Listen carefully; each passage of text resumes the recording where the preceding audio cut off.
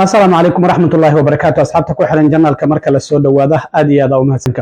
مقال كان وحربا إن ندخل وذاقو شرعي لوغو مقعدري Dignity Act 2025 ويسود دياريان حبنا كترسان كونغرس كاللبدا أقال الريبابليكانكا إيا الديمقراطية كاسي وقاب شرعيه ودنكا أي كجوي كران وغناشي قيسان كران دادكا سوغلوتيغا شرعي دردا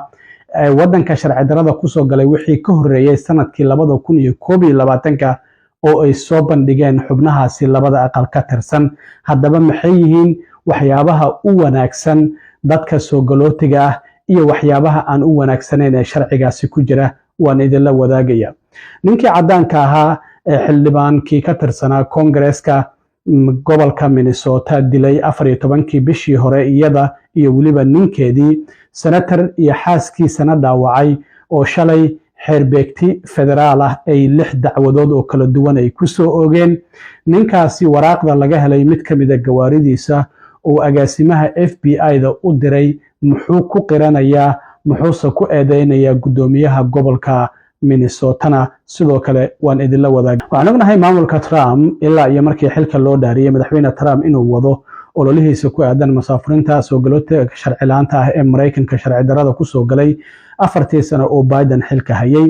haddaba xubno ka tirsan Congress-ka ee labada aqal ee Republicanka iyo Dimuqraadiga ayaa isku yimid waxaana ay soo bandhigeen sharci ay doonayaan in waddanka qaar ka mid ah dadka soo galootiga loo ogolaado inay si sharciya ku joogaan xitaa ay ka safri karaan kuna soo laaban karaan waddankana qaab sharciya ay uga shaqaysan karaan sharcigaasi waxay ugu magac dareen Dignity Act of 2025 waa sharciga sharafta sida muuqata dignity waa sharaf marka waxa ay leeyihiin sharcigaasi waxa uu u wanaagsan yahay qaar ka mid ah dadka waddanka sharci darada ku soo galay haddaba kuwaasi iyay yihiin sharcigan waxyaabaha ku qoran waxa ka mid ah in qofku waddanka in uu soo galay ay tahay uu joogay ka hor sanadkii 2021 waxaan ognahay Biden markii sharcigii Title 42 uu meesha ka baxay Biden uu adkeeyay dadka magangalyadoonka Mareykanka isaga soo dhiibi kara in wadamada ay soo marayaan sida Mexico iyo wadamada kale Panama iyo Guatemala iyo Honduras inay magangalyo weydiistaan ka hor inta aysan Mareykanka soo aadin markii Biden uu adkeeyay arrimahaasi magangalyadoonka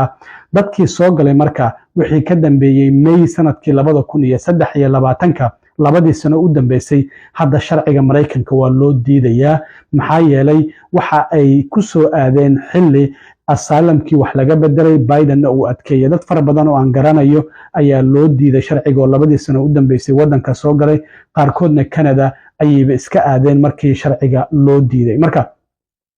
sharcigan hadda Dignity Act oo xubnahan ay soo diyaariyeen waxyaabaha ku qoran waxa ka mid ah in qofka muddo 7 sano ah loo ogolaanayo in uu Mareykanka si sharci ah uu ku joogayo kaarka shaqada la siinayo isla markaana uu waddanka Mareykanka qaab sharci ah uu uga shaqaysan karo dadkaasi waa inay waddanka joogeen muddo 5 sano ah ka hor sanadkii 2021 wax dambiyana aysan lahayn isla markaana ay shaqaystaan canshuurna ay dawladda siiyaan marka dadkaasi waxyaabaha aysan helaynin maxaa kamid ah marka waxa la siinayaa sharci ay waddanka ku joogi karaan uga safri karaan ku soo laaban karaan aanan waddanka laga masaafurinaynin isla markaana citizen ma noqonayaan dadkaasi oo baasaboorka Mareykanka ma qaadanayaan sidoo kale ma helayaan waxyaabaha dawladdu ay bixiso sida kaarka cuntada oo kale kaar caafimaad ma helayaan iyaga ayaa kaarkooda caafimaadka iska bixinaya lacag $7,000 ahna dawladda Mareykanka ayay siinaya marka qofku intaasi shuruud marka uu fuliyo sharcigan Dignity Act ayaa waxa uu helayaa legal status wax la yiraahdo inuu Mareykanka qaab sharci ah ku joogi karo oo ka shaqaysan karo wax dambiyana laakiin qofku waa inuu san galin canshuurtiisana bixinayo waxana sidoo kale 100% lacagta uu shaqaysto oo canshuur ahaan u siinaya IRS-ta sidoo kale sharcigan waxa uu difaacayaa dadka la yiraahdo primaries waa dadka iyagoo da'yar waddanka la keenay ku qaangaaray qaarkood jaamacada ka baxay qaarkoodna ay shaqaystaan qaarkoodna xitaa ay ganacsiyo leeyihiin sharcigan marka waxaa soo diyaariyay oo hogaaminaya 2 xubnood oo hablo ah waa xildhibaanada laga soo doorto gobolka Florida oo Republican ah oo la yiraahdo Maria Elvira Salazar iyo sidoo kalena Veronica Escobar oo iyaduna dimuqraadi ah oo Texas laga soo doorto laakiin 20 xubnood oo labada aqal ka tirsan ayaa ku weheliya marka dadkaasi sidoo kale waxa ay yihiin dadka si joogto ah marka ay wasaaradda amniga gudaha ay u yeerto u tagi jiray dadka amaba 6 biloodba mar booqdo oo ay u yeeraan ciidamada ICE amaba sidoo kalena bishiiba mar taga waa inay dadku sidaasi ahaayeen oo ICE ay ka warhaysay dadka macnaha goroways la yiraahdo maahan oo wadanka darbiga inta ka soo boodeen wadanka qaabkaasi ugu jooga laakiin waa dadka process soo maray oo la soo xiray kadibna sidaasi wadanka Mareykanka loogu ogolaaday inay gudaha u soo galaan laakiin waxa shuruuda in ka hor sanadkii 2021 ay joogeen 5 sano ka badan xilligaasi ay joogeen marka sidaasi ayuu sharcigan dhigayaa iyadoo uusan u ogolaaneyn dadkaasi inay muwaadiniin noqdaan dawladana wax benefit kama helayaan kaar caafimaad kaar cunto dawladda kama helayaan waa in dad shaqaysta oo iyagu isku filan ay noqdaan dawladana waliba lacag $7,000 ay siinayaan haddaba xildhibaanadan markii shalay ay sharcigan ku dhawaaqaysay Maria Elvira Salazar ayaa arrimahaasi faahfaahisay waxana ay tiri That's why we're here today to introduce the Dignity Law. Dignity is not amnesty. Dignity does not grant path to citizenship to anybody. Dignity is the Solomonic way to fix a 40-year problem. Last week, we in Congress, through the BBB, we allocated $150 billion to secure the southern border. But the truth is that we still have over 10 million people or more working in construction, hospitality, agricultural, dairies, fisheries, slaughterhouses, who are undocumented, but who are not criminals. Human beings invisible to the average American, but without them, we will not have food by this Friday. The Secretary of Homeland Security said it herself, Homeland Security, she said it herself clearly. Congress needs to write legislation to fix this mess. Well, here is the legislation, madam. No more need to choose between amnesty or deportation. Dignity Bill is the answer. And here's how it works. If you are undocumented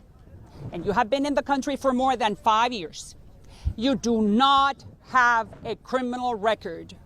you're working and paying taxes, you can come out of the shadows with no fear and apply for the dignity status.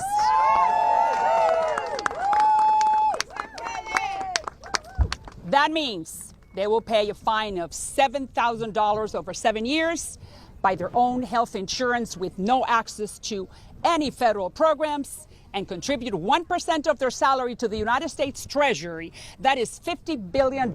plus. Just do the math. In return, they will never be deported. They will be able to go home for Christmas or to go bury their mother and come back to the United States to continue working and paying taxes. It gives them a dignified life in the promised land. waay haddaan halkaasi kaga gudbo sharcigaasi Dignity Act oo qaar ka mid ah dadka soo galootiga sharci laanta quseynaya ninkii cadaanka ahaa ee dilay xildhibaanadii ka tirsanayd baarlamaanka gobolka Minnesota ee Melissa Horman iyo waliba saygeedii Mark isla markaana dhaawacay Senator John Hoffman iyo xaaskiisa Yvette gabadhoodana ay iyagu isku kortuureen sidaasina ay uga badbaaday rasaastii uu iyaga la dhacayo min 8 xabadood ka badan uu ku dhuftay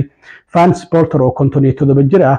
oo arintaasina geystay dilkaasi 14kii bishii la soo dhaafay ee June 48 saacadood kadibna la soo qabtay ayaa shalay xeerbeegti federaal waxa ay ku soo oogeen 6 dambi oo kala duwan dambiyadaasi waxay kala yihiin ninkan in uu ilaaleysi sameeyay oo xubnaha uu doonayay markii hore inuu dilo stalking waxa la dhaho ku sameeyay inuu ilaaleeyay in uu dil geystay oo dilkaasi waliba hub uu ku geystay iyo isku day dil oo gabadha senatorka John Hoffman iyo xaaskiisa ay dhaleen oo isku dayay sidoo kale in uu dilo marka cadeymo cusub oo dheeraada ayaa shalay dacwadogayaashu ay soo bandhigeen markii xeerbeegtidu ninkan ay ku soo oogeen dacwadahan kala duwan waxayna doonayaan in xukunka dilka ah lagu fuliyo walow Minnesota uusan sharci ka ahayn laakiin arintaasi waxay qusaysaa maadaama dacwadu ay federaal tahay dacwadahan xeeralyaha guud ama wasiirka cadaaladda ee Mareykanka Pam Bondi ayaa go'aan ka gaari karta ninkan in xukunkaasi dilka ah lagu fuliyo iyo in kale ninkan maxkamadiisa u horeyso bisha 9 ee September ay noqon doontaa waxaana maxkamadiisa ay si toos ah u bilaaban doontaa bisha November ee 11 ee dhamaadka sanadkan. laakiin shalay cadeymaha dheeraadka ee lasoo bandhigay waxaa ka mid ah waraaq 2 bog ah oo isagu gacantiisa uu ku qoray oo laga helay gaarigii uu iibsaday kadib markii uu dilalka geystay aroornimadii Sabtida ee bishii June 14-keedii. waraaqdaasi waxa uu u qoray agaasimaha hay'adda FBI-da ninka la yiraahdo Kash Patel, waxaana sadarka ugu horeeya uu ku sheeganaya uu ku qiranaya in isagu uu dilalkan geystay. laakiin waxyaabaha kale oo la yaab kale waxaa ka mid ah oo xeer ilaaliyaashu ay sheegeen inay tahay waxyaabo uu isagu iska dhaadhiciyey ninkan in uu ahaa nin wadankiisa badbaadinaya. marka wuxuu yidhi haddii aad wadankaada badbaadinaysid waa inaad gacmahaada iska wasaqaysaa. waxaa sidoo kale qoraalka uu ku sheegayaa waraaqdan FBI-da uu u diray in gudoomiyaha gobolka Minnesota Tim Walz uu ku amray inuu dilo 2 senator ee ku jira Congress-ka Mareykanka ee Minnesota laga soo doorto, Amy Klobuchar iyo sidoo kalena Tina Smith. arrintaasi oo dacwadoogayaashu ay sheegeen inay tahay waxyaabo uu isagu iska dhaadhiciyey. sidoo kalena ninkan waxa uu leeyahay militariga Mareykanka ayaa si gaar ah oo qarsoodi ah u tababaray, waxaana howlgallo uu uga soo fuliyey weliba militariga Mareykanka Asia, Bariga Dhexe iyo weliba Afrika. ninkan sidoo kale waxaa la helay bastooladii uu dilkaasi ku geystay oo weliba 2 bastoolad oo kala nooc ah. gurigiisana waa tii laga soo helay ku dhawaad 50 qori. marka ninkan waxaa la leeyahay waxa uu sheeganayay in qoyskiisa la dilaya haddii uusan dilalkan geysan. arrintaasina waxa uu leeyahay gudoomiyaha gobolka Minnesota ayaa ugu amray, laakiin xeeralayaashu waxay sheegeen dacwadahan kusoo ogeyn ninkan in aan wax cadayna loo haynin in arrintaasi lagu amray ayna tahay mid isagu uu kaligii fuliyey oo dad gacan ku siiyey inaysan jirin ayaa cad markii baaritaano dheeraad ah la sameeyey. marka ninkaasna kiiskiisa halkaasi ayuu maraya. aad iyo aad u mahadsantihiin asxaabta. intaan mar kale kulmi doono waa saaxiibkiin Cilmi Waaro idinla sida iyo nabadgelyo.